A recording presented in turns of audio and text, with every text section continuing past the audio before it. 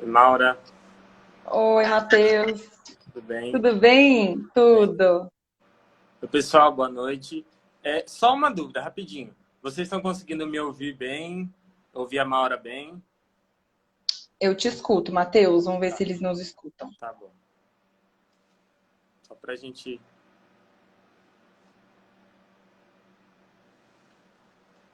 O pessoal tá entrando ainda. Uhum.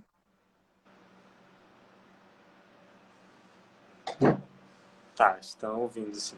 Você consegue ver os comentários, Maura? Não, né? Consigo, Ah, tá. consigo. Consigo ver quem entra, quem comenta. Legal. Tá. Gui, minha mãe. Muito bom. Kátia, sua irmã acabou de entrar. Sim. Bom, então, acho que a gente pode dar início, né? Bom, boa noite. Eu sou Matheus, Matheus Rocha, faço parte do grupo Prosped. Estou no mestrado agora, atualmente. E hoje a gente vai ter mais uma live que faz parte de várias lives que a gente vai fazer até o final do ano. Então, a última que a gente teve foi com a nossa orientadora, que é a Vera Lúcia Trevisan de Souza, que teve como título As Práticas Psicológicas Mediadas pela Arte. Aí você pode, se você tiver interesse, você pode assistir, tá no nosso perfil aqui do Prosped, ou você pode entrar no nosso canal no YouTube também, que está disponível lá. E hoje a gente vai ter a live com a nossa convidada, Maura Neves, com o título A Música como Materialidade Mediadora no Trabalho com Adolescentes. Maura, então você fica à vontade, pode se apresentar, e aí no final a gente separa um espaço para quem quiser fazer perguntas e tal. Aí vocês podem mandar aqui no chat que eu vou anotando, tá bom? Combinado. Gente, então, boa noite. Primeiro eu quero agradecer esse convite. Que delícia estar aqui, né, mais uma vez participando de momentos gostosos e importantes para o nosso grupo, para o Prosped. Eu dividi o conteúdo da live em três partes. Então, na primeira, eu vou me apresentar, falar um pouquinho sobre mim, antes da minha chegada ao grupo e até a minha entrada no grupo. Depois, eu apresento um pouquinho a respeito do grupo em si, de como que no que a gente se fundamenta nas nossas pesquisas. E um terceiro momento, que eu vou falar a respeito das minhas práticas no mestrado e no doutorado, especificamente fazendo um recorte aí para a música.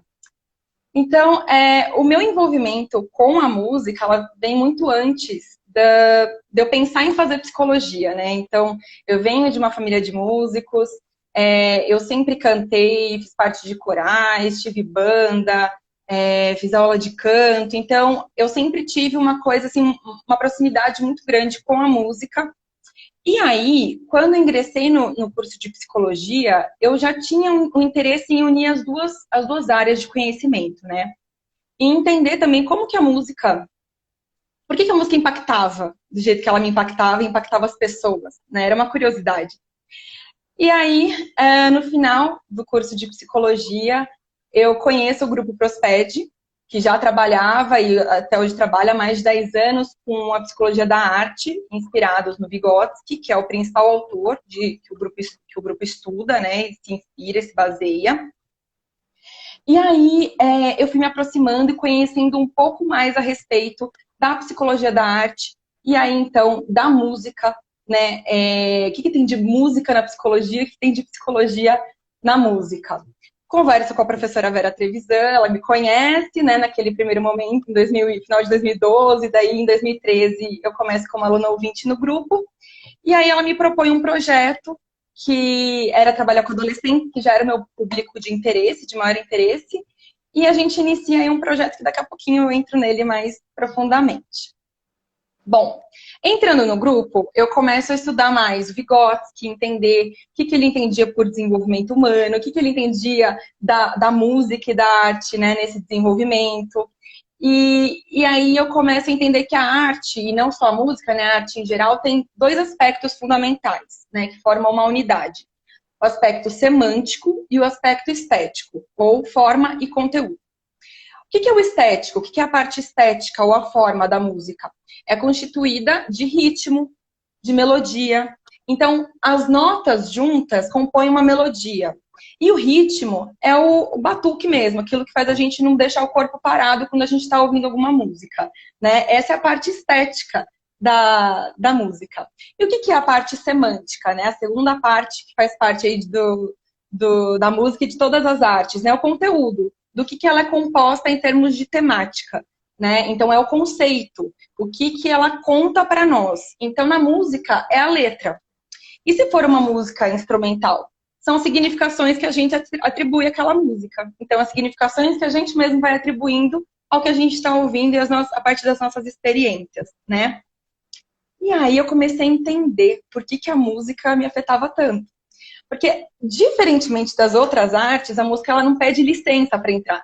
Né? Quando a gente está ouvindo, quando a gente está ali em algum ambiente que tem um som, a gente às vezes não se dá conta de estar lá, mas a gente já está sendo afetado, né? Pelo corpo, pelo ouvido, a gente já vai, a partir da parte estética, né? Sentindo a música. E ela nos faz, então, sentir afetos alegres, afetos tristes, emoções boas, emoções ruins. Então, ela sempre vai nos afetar de alguma forma, vai trazer tranquilidade ou excitação. Isso, então, é porque que a gente já, logo de cara, sente a música. E aí, depois é que a gente vai entrando em contato com a letra. Não é num primeiro momento que a gente percebe aquela letra. Muitas vezes tem uma música estrangeira que a gente gosta tanto, mas não faz ideia do que fala. Mas é justamente por esse atravessamento que a música tem, né, no nosso corpo. E aí, porque ela é tão potente, né, de tocar nossos afetos e emoções. E aí, a partir da parte do âmbito semântico, promover aí reflexões a partir da sua letra.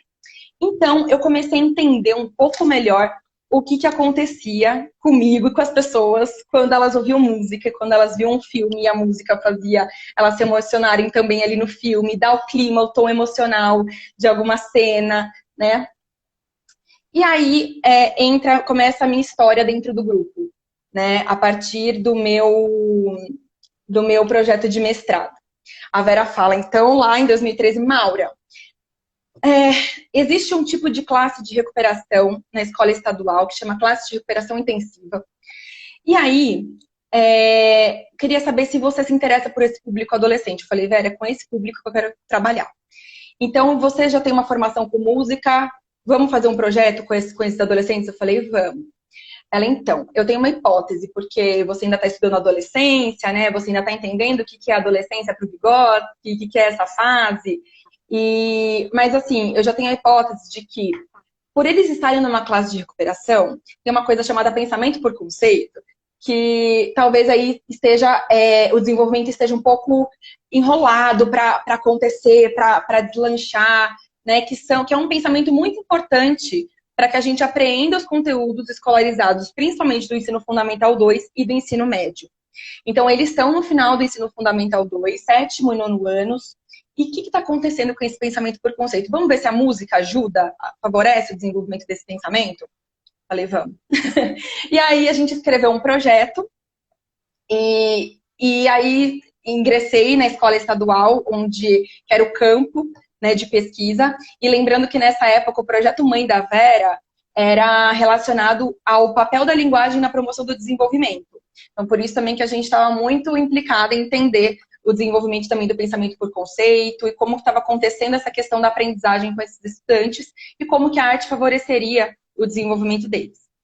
Bom, aí cheguei lá no grupo, né, nas turmas de 7º ano, depois que o grupo já tinha se apresentado para os gestores, para os professores. Eu já tinha feito parceria com algumas professoras que se interessaram em trabalhar comigo e abrir seu espaço de aula para trabalhar. Cheguei no 7º ano e o que aconteceu, né? Os estudantes, eles não me ouviam, eles não me escutavam. Eles não queriam saber o que eu estava fazendo ali. Quem que era aquela pessoa que estava ali tentando falar e ser ouvida, né? E aí, Vera, cheguei pra Vera e falei assim, então, o que eu faço, né? Como que eu faço para eles me ouvirem? Eu tentando propor uma discussão em roda. Ela falou, Maura, canta. Canta para esses alunos. Aí eu falei, ai, Vera, será, né? Tô toda insegura. Falei, eles não estão querendo me ouvir falar, se eu cantar eles não ficarem nem aí pra mim, né? O que eu faço? Aí ela falou assim, Maura, canta, né? A Vera já com toda a experiência dela. Aí eu fui, então, um dia com a cara e com a coragem, preparei uma música, tentei, conversei com os estudantes, falei, olha, preparei uma coisa nova para vocês hoje. E comecei a cantar. Escolhi o Bêbado Equilibrista da Elis Regina, e eu sei que aqueles alunos ficaram em absoluto silêncio, me ouvindo. E aí eu observei uma das alunas que na outra semana ela tinha falado assim para mim, de quando você vem mesmo? Eu falei, de terça-feira. Ela, tá, vou pedir licença todas as terças, então. Aí eu, epa. E aí, quando eu cantei, essa aluna se emocionou. Outros alunos se emocionaram, bateram palma e pediram para eu cantar outra. E depois eles foram ocupando esse espaço cantando. Porque muitos vinham de uma experiência de canto na igreja, gostavam de música. E aí isso deu uma abertura para que eles se colocassem naquele espaço de uma forma mais espontânea do que uma conversa, né? Do que uma psicóloga explicando para eles, então você sabe o que faz a psicologia? Você sabe o que é uma psicóloga escolar? Vocês querem saber? Enfim. Então, assim que eu cantei, eles tiveram eles me receberam de um outro modo. E aí depois a gente vai analisar isso, entender que eles passaram a me olhar de um outro modo e eu passei a olhá-los de outro modo também. Aí aconteceu um espaço intersubjetivo, né, de troca de afetos e de afetações mútuas, né? E aí eu sei que nessa turma começou esse envolvimento pelo canto. Então eu percebi que não era... Eles eram uma turma mais novinha lá no mestrado, né, nesse grupo no meu trabalho de mestrado. Eles tinham em torno de 11, 12, a máximo 13 anos, que tinham alguns repetentes. E aí eu percebi que não ia ser pela via da conversa que eu ia conseguir trabalhar com eles, mas tinha que ser pela música mesmo.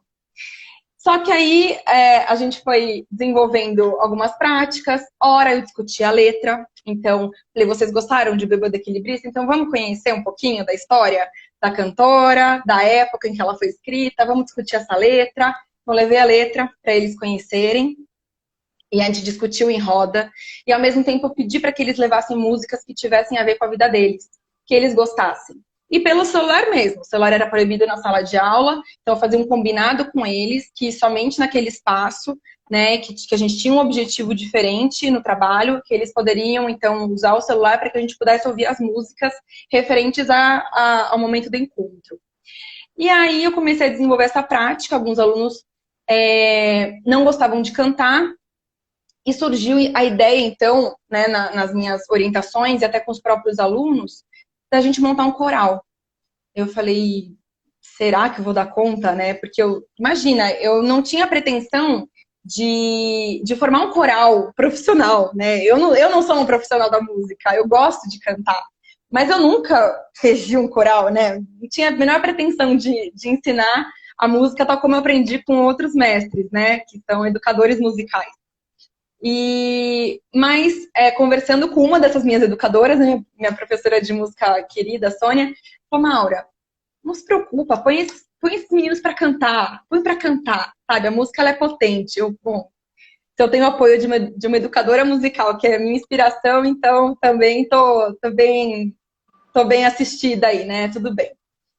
E aí a gente começou a montar um coral mesmo. A gente começou um processo de escolha das músicas.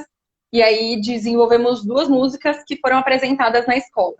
E com os alunos que não gostavam de cantar, a gente desenvolveu uma outra prática de composição. Então eles se agrupavam, ou em duplas, ou em grupos maiores mesmo, compunham, ou escreviam para mim letras de músicas que eles gostavam. E ainda tinha um terceiro grupo que não gostava nem de música, não queria participar do projeto mesmo. E isso é uma coisa que a gente dá abertura, né? A gente convida os alunos, ninguém é obrigado a participar do projeto. Mas aí tinham uns 2, 3 que não queriam, então eles ficavam fazendo as tarefas escolares, as atividades escolarizadas, né? Com o apoio da professora parceira, que sempre ficava em sala de aula comigo. E aí, no final das contas, a gente montou um coral, a gente desenvolveu esse coral. Os alunos que não gostavam de cantar, para a apresentação do coral, ajudaram a elaborar um cenário. Então, a gente pegou uma aula específica lá, um dos encontros e o período do intervalo para montar o cenário. E aí, apresentamos para a escola. O resultado desse trabalho foi muito mais do que o que eu estava querendo olhar, que era se a música favorecia o desenvolvimento do pensamento por conceito de adolescentes. A gente percebeu que, na verdade, foi uma vivência muito maior para esses adolescentes naquela classe de recuperação. A classe de recuperação, eu não mencionei, mas eles saem das salas de origem, eles saem das salas que eles são, que é da turma deles, e eles compõem uma nova turma, e aí são assim, geralmente são 4 turmas, sai um pouquinho de cada turma, eles não se conhecem, formam uma turma nova, que é a classe de recuperação. Todo mundo na escola sabe que eles estão da classe de recuperação. E aí vem toda uma questão de estigma, todas as questões emocionais envolvidas nesse processo de escolarização do aluno que não aprende. E esse coral favoreceu, esse trabalho favoreceu olhar para as potencialidades desses alunos. Os professores começaram a olhá-los de um outro modo, as professoras parceiras passaram a olhá-los de um outro modo. E aí é uma comoção geral da escola quando eles se apresentam. Então, houve uma mudança na relação desses estudantes com a classe de recuperação e da escola com eles. Então, acho que esse foi o maior fruto obtido, assim, dessa experiência com essa turma. Aí, ainda no mestrado, a gente teve um outro trabalho com alunos do 9º ano. Eles já eram mais velhos e totalmente diferentes do 7º ano. Eles eram mais quietos, mais introspectivos. Eles esperavam eu levar a proposta para eles verem como que eles participavam. E aí, a gente sempre fazia roda de conversa. E um dia eu pergunto para eles, o que vocês gostam de ouvir? Que tipo de música? E aí, alguma aluna fala funk. Aí um outro aluno já fala assim, funk é um lixo, Aí o outro, aí eu pergunto, mas por que funk é um lixo? Aí o outro já responde, porque fala muita baixaria, não é baixaria que eles falam, eles falam do termo, fala muita baixaria e trata a mulher como objeto. Isso, eles falaram mesmo, trata a mulher como objeto. Aí uma aluna falou assim, xinga a mulher de vagabunda, de cachorro e tem mulher que gosta. Então, a gente entrou, assim, numa discussão que a professora participando junto, querendo entender como que funcionava a cabeça daqueles alunos a respeito disso, que é um espaço que a escola geralmente não abre, para discussão, porque não dá tempo, tem conteúdo para passar. E aí eles começam a me explicar, Um aluno pega e fala, então, dona, eles me chamavam de dona. Então, dona, tem vários tipos de funk, Tem o funk proibidão, tem o funk ostentação. O proibidão é esse que fala baixaria, que não pode tocar na rádio, não pode tocar na mídia. Tem o funk ostentação, que é esse que fala que o cara tem que ter um Nike de R$1.000, E fala que o cara tem dinheiro que se dá bem na vida, que vai se dar bem em várias coisas. E vai falando que o cara tem que ter tudo pra ser alguém na vida. Mas tem outros funks que são bons, que são os funks das antigas. Então, o que são os funks das antigas? Ele, Tim Maia, o Gabriel Pensador. Eu falei, mas por que eles são bons? Porque fala a verdade, dona? Fala a verdade, Eu falei, tem um termo mais crítico, é isso, Fala mais, o que é a verdade? Dona, fala aí da pobreza, fala da desigualdade, da injustiça, Aí eu falei, tem outros tipos de música que também falam disso? Tem, dona, tem o rap, Tem o rap, tem o reggae. Então, assim, por essa abertura, a gente começou a ter uma discussão aí. A professora falava assim, Maura, esse projeto está me permitindo olhar para alunos que eu jamais conheceria desse modo. Eu jamais olharia para eles desse modo, porque eu não conhecia esse pensamento deles, que é também um pensamento crítico. Tem a ver com pensamento por conceito, tem a ver com essa capacidade de olhar criticamente para a realidade, de analisar um conteúdo, que vem numa letra de música, que vem num texto, que você olha alguma notícia, você entende, interpreta. Então, eles tinham essa capacidade de interpretação, mesmo estando numa classe de recuperação. Então, aí a gente tem algumas contradições para pensar, O que essa classe de recuperação está olhando? Por que não está olhando para essas questões? Por que não dá essa abertura para um diálogo, para ver o que esses alunos pensam sobre a realidade? Enfim, E aí, com esses adolescentes, como a gente não teve a parte do canto, eu pedi para que eles escolhessem músicas que eles gostariam de colocar num CD. E eles toparam fazer esse projeto de elaborar um CD, então, com músicas escolhidas por eles. E eles elaboraram as capinhas dos CDs, votaram qual seria a capinha, Então, a capa mais votada foi quase unânime, virou a capa. Aí, a segunda mais votada virou a contracapa.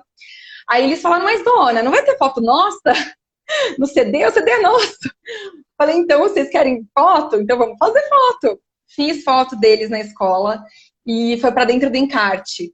E aí eu fui numa gráfica, a gráfica me ajudou a elaborar a capinha toda bonitinha, né, do CD e tudo mais. Eu gravei os CDs e aí a gente distribuiu, né, para os estudantes, para os professores, para os gestores, e aí eles ficaram com essa recordação aí do nosso projeto. E aí, entrando no doutorado, a gente já tá, já era daí um outro projeto mãe da Vera, que estava estruturando, né, as próximas pesquisas do grupo, que era psicologia no enfrentamento da indiferença na escola, práticas interventivas mediadas pela arte. Né? Os projetos mãe, né, da Vera são muda a cada biênio, né? Então, nesse projeto, o que aconteceu? Ainda nessa outra escola, a gente teve um diálogo com a diretora, com a gestão, e havia uma preocupação muito grande com o índice de evasão e abandono escolar, e também com relação à apatia e indiferença dos estudantes na sala de aula. Então, o projeto vem vinculado a isso. A gente continua trabalhando com arte, e ao mesmo tempo sempre é relacionado à demanda escolar, né? Os projetos sempre são. A gente sempre conversa com a gestão, pergunta se aquilo está fazendo sentido, a Vera apresenta, né, o grupo com esses 10 anos de trabalho, já até ultrapassou 10 anos, né? Fala das experiências dela, e nós profissionais, né, ali do grupo, mestrandos e doutorandos, apresentamos os possíveis projetos e a gente conversa com o professor parceiro que abraça o projeto e estabelece uma parceria com a gente. Então, eu entro no doutorado e aí o projeto já vai ser vinculado ao ensino médio, justamente por essa demanda, né? Por essa queixa de apatia, desinteresse, abandono e evasão escolar. Era uma preocupação também dessa outra escola na qual a gente vai trabalhar. A gente brinca que a gente entra em bando, né, na escola, então o grupo inteiro entra e atua com os gestores, com os professores e com os estudantes. Então são vários projetos ao mesmo tempo que favorecem que a gente olhe para o todo. Eu vou voltar um pouquinho porque eu pulei a parte 2 que eu ia falar, eu já aproveito e falo do grupo. Né, qual que é nossos fundamentos teórico-metodológicos, o que a gente faz em termos de pesquisa, que é denominada pesquisa e intervenção. Então, como sempre está muito vinculado à realidade, o que acontece? Né? O nosso grupo ele se fundamenta no materialismo histórico dialético, né? Que é a base da psicologia histórico-cultural desenvolvida pelo Vygotsky, que é o nosso autor principal. E aí é uma perspectiva que vai olhar para o sujeito como um sujeito datado, histórico, ativo, que se constitui no e pelo social ao mesmo tempo que é constituído por ele, então é dialético. E a gente tem uma forma de olhar para a realidade que a gente compreende ela como misteriosa. A gente entende que não dá para olhar para a realidade, já entender ela na sua essência logo de cara. A gente olha e vê a aparência. Então, para a gente compreender o fenômeno que a gente quer olhar e investigar, a gente tem que pôr ele em movimento, a gente fala. Então, por isso que nós não vamos na escola, aplicamos um teste e saímos. Nessa perspectiva teórica, nós entramos na escola e a gente só sai quando a escola quiser que a gente saia, porque a gente precisa pesquisar, a gente precisa olhar para esse fenômeno, a gente precisa fazer uma investigação que é semanal. É um trabalho que é construído, né, junto com os atores escolares que estão sujeitos da nossa pesquisa.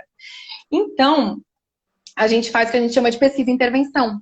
Nós nos inspiramos na teoria e aí nós atuamos na prática, inspirados na teoria, mas a prática vai favorecer que a gente olhe para essa teoria também, que a gente entenda essa teoria. Porque não dá pra gente chegar na escola e naturalizar a escola. Cada cenário é único. Tem questões que são pertinentes a todas as escolas? Tem. Né? A escola tem aspectos comuns? Tem. Mas tem aspectos que são específicos também daquele cenário escolar, que a gente precisa entrar e conhecer. Assim como a visão de adolescente também está em consonância com essa visão. A adolescência, a gente pode olhar e falar para olhar a adolescência e entendê-la como um aspecto que tem coisas em comum, né, a todos os adolescentes. Mas a adolescência não é igual a cada geração, ela muda porque muda o contexto.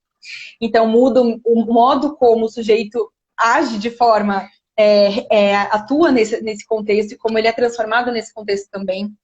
E também além dessa questão da adolescência se modificar ao longo dos tempos, o próprio sujeito adolescente é singular. O próprio sujeito tem a sua história e tem sua forma de vivenciar a adolescência de forma única. Então, tudo isso vai construindo o nosso olhar a respeito do sujeito com o qual a gente está trabalhando. Então, como que eu chego e atuo com esses adolescentes? Eu vou impor a minha vontade? Eu vou impor aquilo que eu acho que é legal? Eu vou chegar com um projeto fechadinho, a priori? Não combina com essa perspectiva. A gente precisa construir junto, construir né, no coletivo. E aí, falei então dessa parte que eu tinha pulado e entramos no doutorado. Tinha essa questão, então, dessa demanda, né, a respeito da queixa, da apatia, e a gente vai querer entender, então, o que interessa esses adolescentes dentro e fora da escola, dentro e fora da sala de aula. Para onde que eles estão olhando? Eles têm perspectiva de futuro? Se eles têm perspectiva de futuro, como que eles entendem que a escola tem importância para eles, né, na vida deles, para o futuro deles? Eles não estão entendendo isso? Será? Como que será que está essa concepção, essa percepção, né? Então, a gente começa um trabalho que vai ser desenvolvido durante 3 anos. Eu falo a gente, porque nós somos um grupo mesmo, tá? Não estou falando por mim e por entidades abstratas. A gente fala a gente porque a gente é um grupo. E eu entro trabalhando com o Guilherme e com a Elaine, que são 2 parceiraços, assim, desse início de projeto. Nós pegamos as 6 turmas do primeiro ano do ensino médio e ficamos com eles até o 3º ano do ensino médio. Então, foi um trabalho ao longo de 3 anos. E aí eu fiz um recorte para apresentar aqui também, para não desviar do tema da música.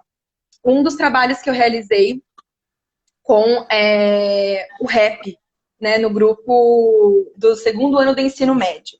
Então, como é que foi esse processo do 2º ano, né? Eu cheguei me apresentando cantando. Aí eu já não tinha mais vergonha, eu falava, é por aí mesmo que eu me apresento. Já tinha até escolhido a música que fazia sentido para mim, para me apresentar, que é Esquadros, da Adriana Calcanhoto. E aí eu começo cantando e tocando no violão e contando para os alunos por que aquela música tem a ver comigo. Me apresento e aí eu peço para que eles também, até o final do encontro, me entreguem uma música que tem a ver com a vida deles. E aí eles me entregam várias músicas, aí depois eu pego, analiso essas músicas e eu vejo, eu tinha 2 turmas, fiz isso nas 2 turmas. E aí eu vejo que o tipo de música que mais apareceu foi o rap. E eu falei, bom, então eu já tenho um indício aí de como que eu vou atuar com esses adolescentes, né? Por onde que eu vou começar esse trabalho aí nesse 2º ano. Porque o 1º ano foi permeado de outras ações, tá? Que não cabe contar aqui, por conta do tempo e da temática. Mas o 2º ano eu tive esse encontro que foi muito maravilhoso, assim, trabalhando com o rap. O que eu fiz? Eu vi quais eram os artistas que mais apareciam, os rappers que mais apareciam. Investiguei a vida deles, li a respeito da vida deles, assisti entrevistas, assisti reportagens, e aí eu fiz uma biografia. Eu fiz uma narrativa a respeito da vida deles e levei para essas 2 turmas. Nesse dia, eles tinham tido uma aula vaga, eu juntei as 2 turmas então e a gente fez um encontro de 4 aulas com as 2 turmas e com as outras professoras parceiras ao mesmo tempo. Então foi um período mais longo que deu para fazer um trabalho bem bacana aí, por isso que rendeu até um artigo.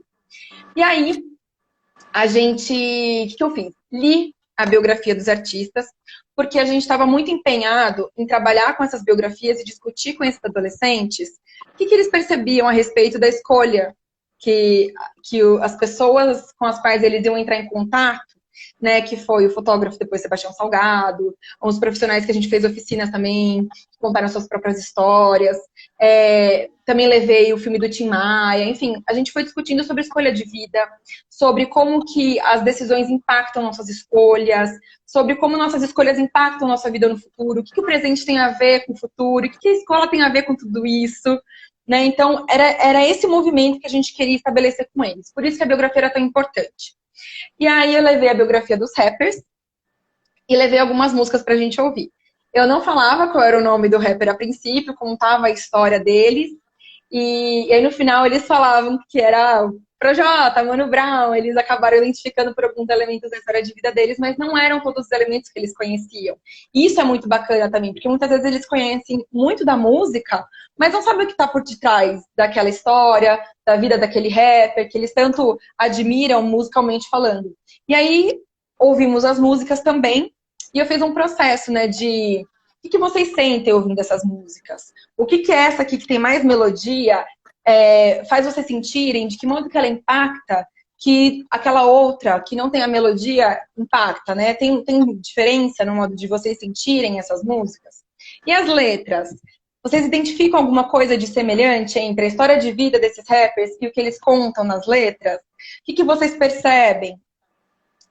E depois, o que tem de conteúdo escolarizado nas letras da música? Tem alguma coisa a ver com conteúdo escolarizado, esses raps que vocês estão ouvindo? Então, eles começam a identificar que tem sim, né? Tem questão da métrica, a questão da rima, então, português. Tem questão da gramática, você tem que ter um vocabulário, sim, para conseguir expressar aquilo que você quer expressar. Tem interpretação de texto, tem questão geográfica de onde você mora, onde você vive. Tem questões históricas de como que desigualdade, racismo, enfim, que são temáticas muito presentes nos raps. Então, tem a ver com questões históricas. Enfim, tem uma infinidade de formas de se trabalhar com a música e os conteúdos escolarizados. E eles percebem isso. Então, foi uma discussão bem ampla que a gente fez. E aí, no final, o nosso grupo tem por prática, né, sugerir que eles façam algo, produzam algo, né, uma síntese do encontro. E aí eu falo para eles, então, pessoal, agora a gente vai ter um tempo para que vocês produzam alguma coisa relacionada a esse encontro.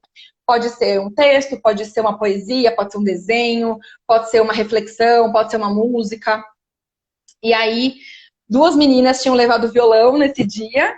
Elas costumavam levar, mas talvez tivesse até uma coincidência também, né? Ou uma intencionalidade, né? Para levar violão naquele dia. E aí elas formam 2 grupos de meninas e elas compõem 2 músicas ali naquele encontro. E aí eu vou ler para vocês, eu pedi licença para ler para vocês as letras das músicas. Uma é bem um rap mesmo, a outra é melodia cantada, mas eu vou ler para vocês. É uma quinta de manhã, ninguém quer estudar. É 2 aulas de inglês e artes para completar. Chegou Maurinha com os raps para geral pensar. Pega a folha, lápis, borracha na mão. Olha a turma pensando, dando opinião. Eu vou mandar o povo falar e não precisa nem rimar. Projota veio com a história e Mano Brown não vai ficar de fora. Eu vou mandar o povo falar e não precisa nem rimar. Esse é de um grupo.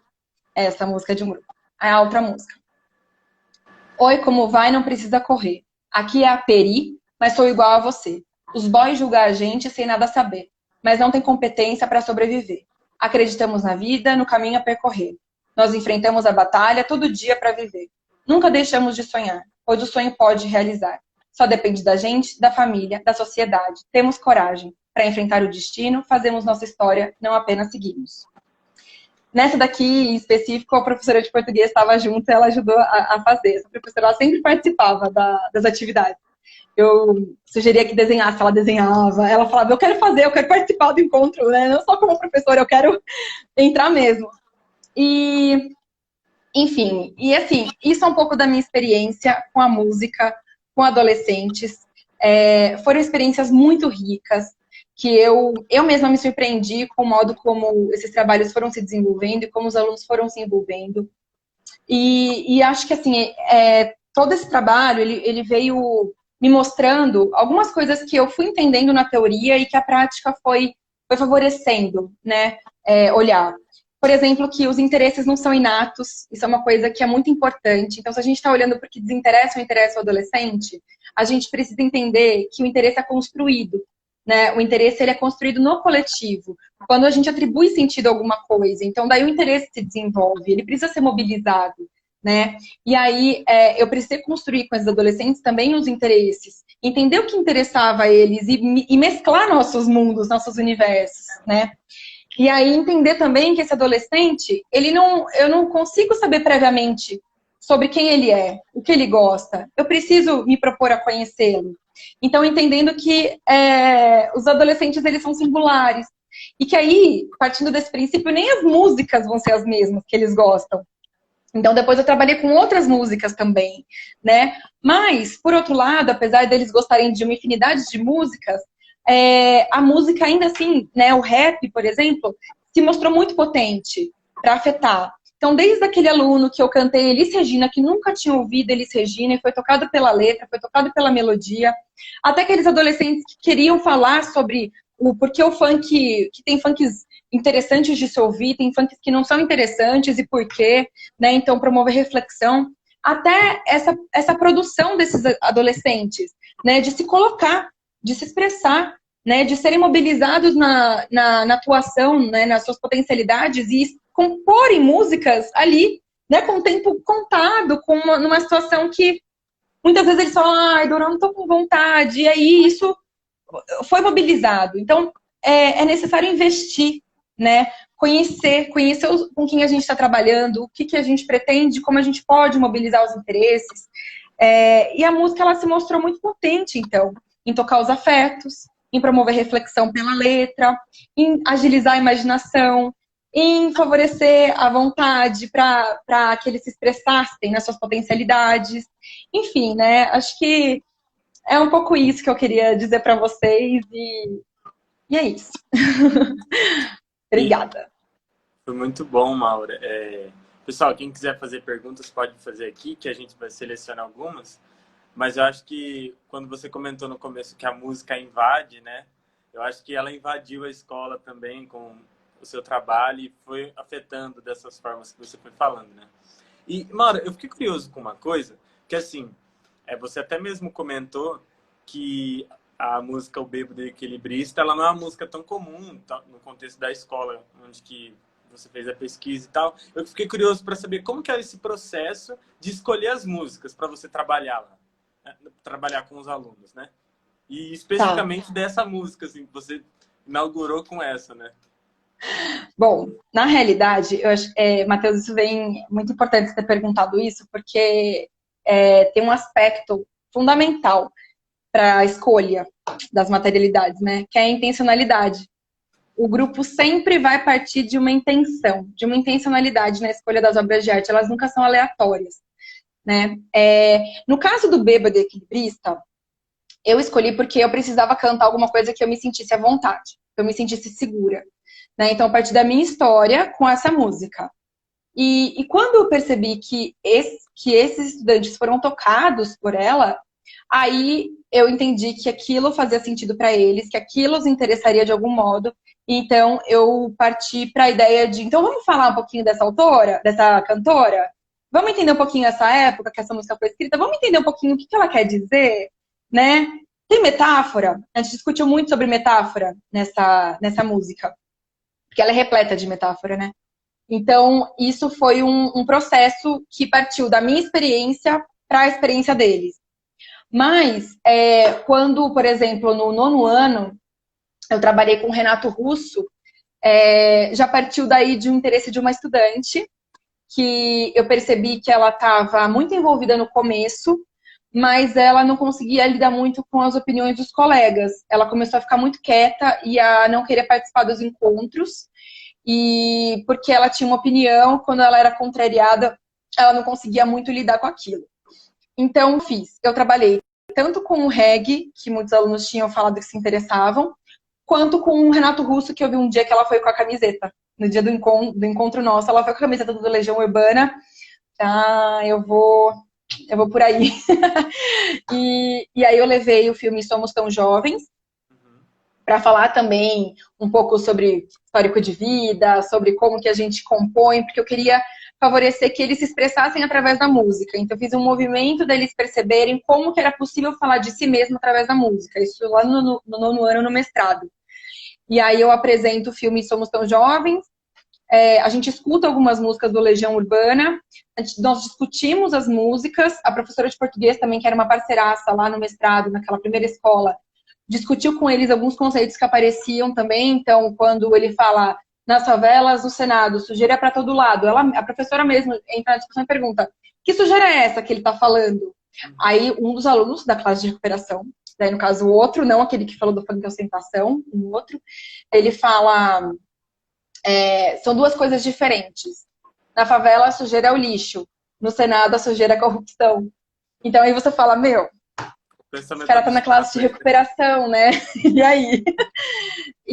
Então, eu partia muito do interesse deles, né? Para discutir música e tudo mais. Então, eu também tive esse processo no doutorado de, depois do rap, qual que era a segunda música que mais aparecia? O segundo estilo musical que mais aparecia. Então, eu levava um pouco daquele estilo para a gente discutir uma letra, para a gente ouvir, para a gente ter essa vivência da música em si. E aí, até fazer essa comparação de como que você sente, como que ela te impacta. E essa letra favorece algum tipo de pensamento, reflexão? Como que é isso para você? Então, eu procuro partir do interesse deles e também levar algo meu para contribuir, para a gente expandir um pouco a experiência deles. Porque a nossa compreensão é de que a gente pode favorecer também, né? Que eles acessem outros conhecimentos, que eles acessem outros conteúdos. Então, mais ou menos por aí. Acho que até isso, comentando um pouco, isso destaca também a característica dialética da intervenção, né?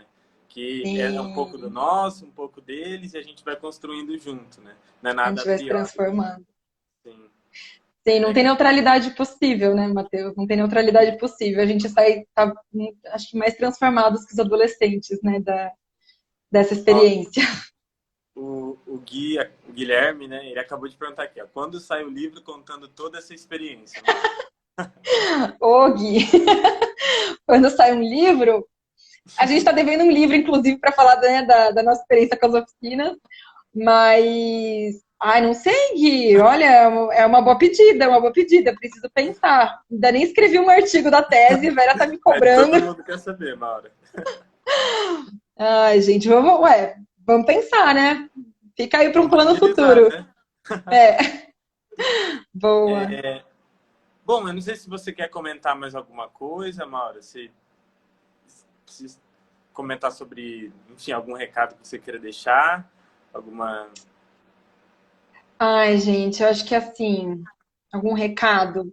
Uhum. Eu acho que dizer que assim, vivenciar essas experiências no grupo, acho que é um momento para falar até da minha experiência no grupo, né?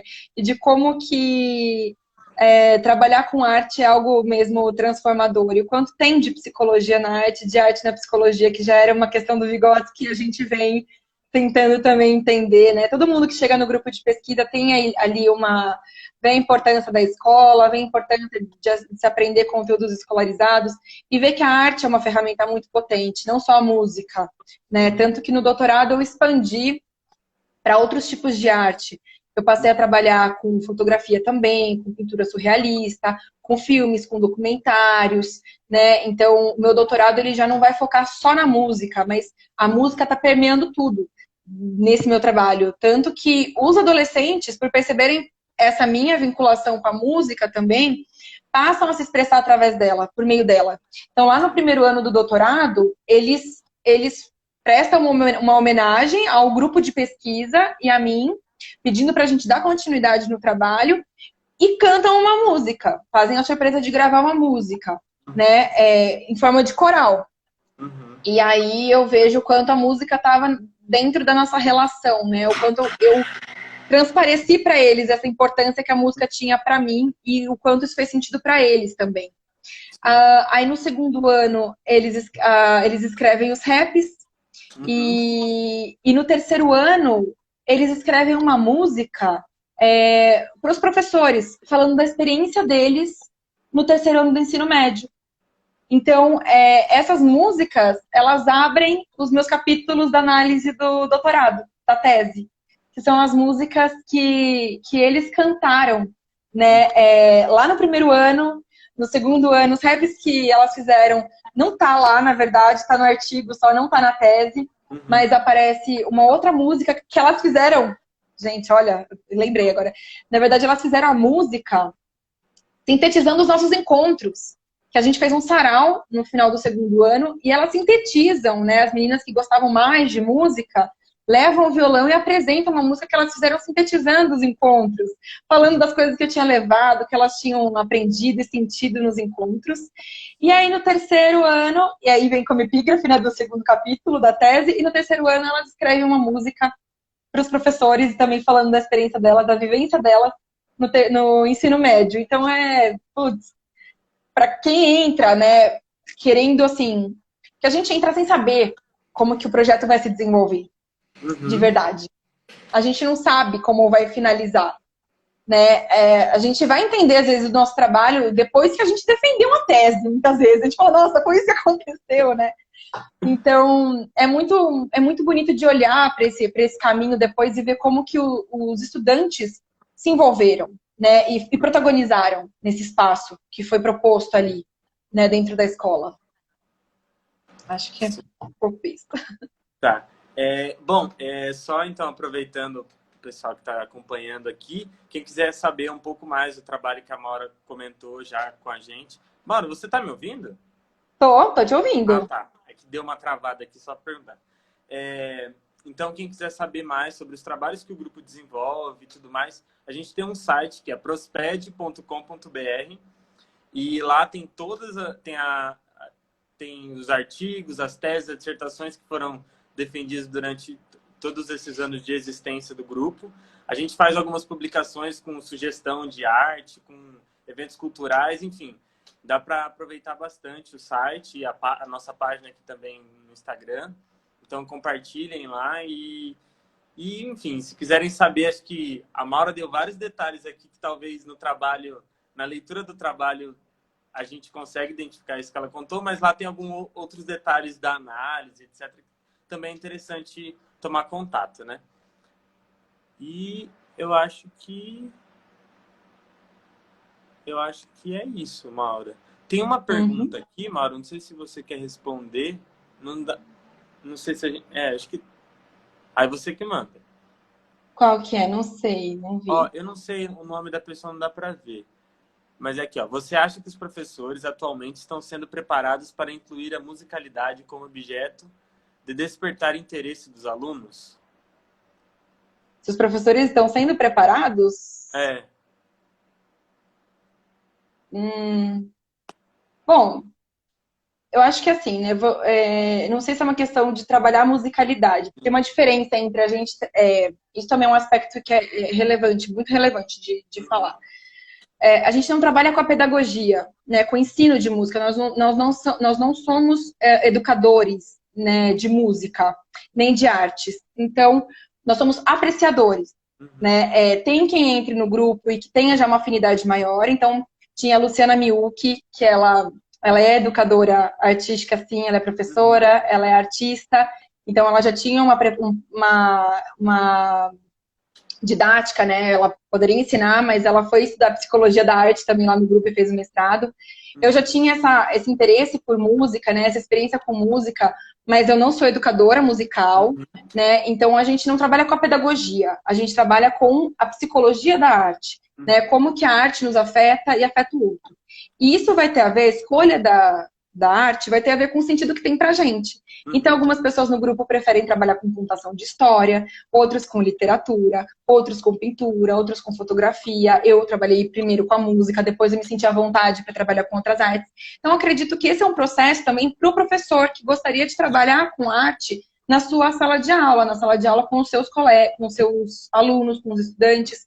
Então, vale a pena, quando o professor se interessa por testar uma prática nova com arte, primeiro ele vê, né, com qual arte ele se identifica, qual é o tipo de arte que faz sentido para ele trabalhar, se faz sentido com o objetivo que ele tem com aquela matéria, né, que ele quer ensinar, com aquele conteúdo, e estabelecer a relação para que o estudante também compreenda qual que é essa intencionalidade, né, e possa fazer esse vínculo, então, entre o ensino e a obra de arte que está sendo ali colocada.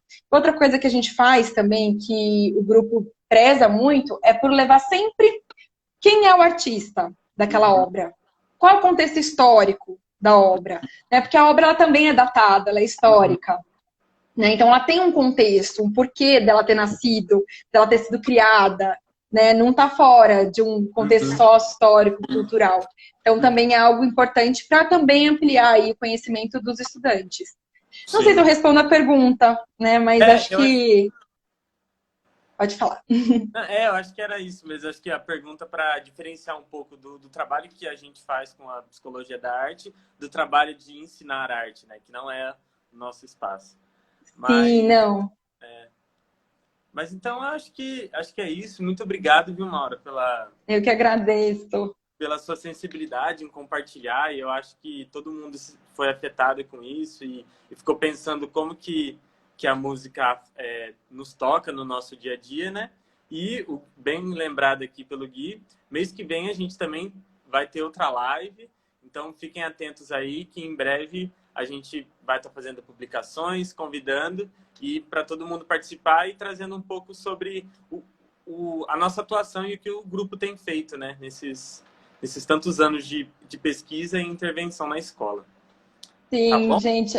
Quero parabenizar o grupo, né, por essa iniciativa das lives. Eu acho que, né, isso veio de um desejo antigo nosso mesmo de socializar mais os conteúdos, porque, de fato, a gente sabe que tese, dissertação, artigo científico, acadêmico, não é algo que aproxima muitas pessoas do conhecimento que o grupo